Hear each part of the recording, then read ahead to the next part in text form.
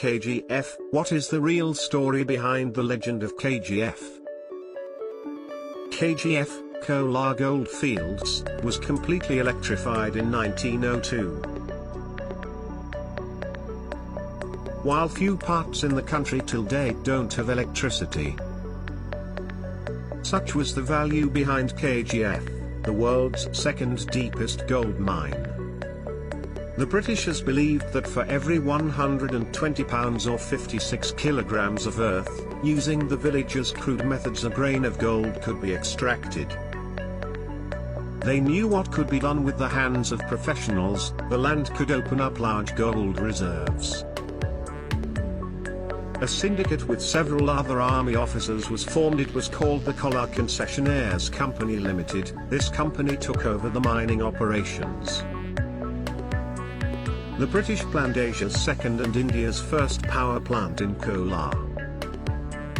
In 1900, Central Electric Company from New York established the power plant. Its length was 148 km of transmission lines, which was the longest in the world. Soon, the candles and kerosene lamps in K.G.F. were replaced by bulbs, even before Bangalore or Mysore electrified. While in 2019, several parts of the state still experience power cuts, but by 1902, K.G.F. had uninterrupted power supply. In the core of the town were the families of British and Indian engineers, geologists, and mine supervisors. They lived a grand colonial lifestyle, completed with a golf course, tennis court, a club with dance halls and bars, cottages and bungalows, with gardens and quarters for the employees, churches and chapels. For British engineers and others across the globe, Kolar was known as Little England. But this was in sharp contrast to coolie lines, the name given to the makeshift homes occupied by miners, a majority of whom were Tamil migrants.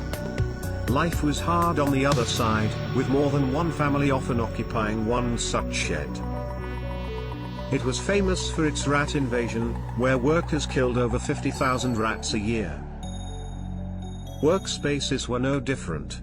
Despite the constant supply of dehumidified air into the underground tunnels, temperatures in the tunnels shot up to 55 degrees Celsius and accidents were commonplace. So at once the place had two names, Little England and the hell next door. But as the gold reserves in K.G.F. began to reduce, outsiders began to leave Kolar. However, key positions were still held by the English until independence.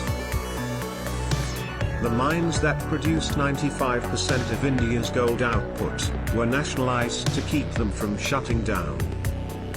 However, in 2001, despite massive protests, Kolar gold fields were shut down. The abandoned underground tunnels, once pathways of gold, are now flooded with groundwater. Despite government plans and multiple court orders, the resurrection of the K.G.F. seems far-fetched. The Kolar gold mines, which were nationalized in 1956, and provided over 900 tons of gold in total. There were several problems regarding lack of food, water and shelter, so the production was too small compared to the investments made. The two main townships which came up subsequently in K.G.F. were Robertson Pit and Anderson Pit, which were named after two British officers in the mines. The ruins of these structures and some memorabilia continue to exist. Who would have thought once a land of gold would now just be a lost la-la land?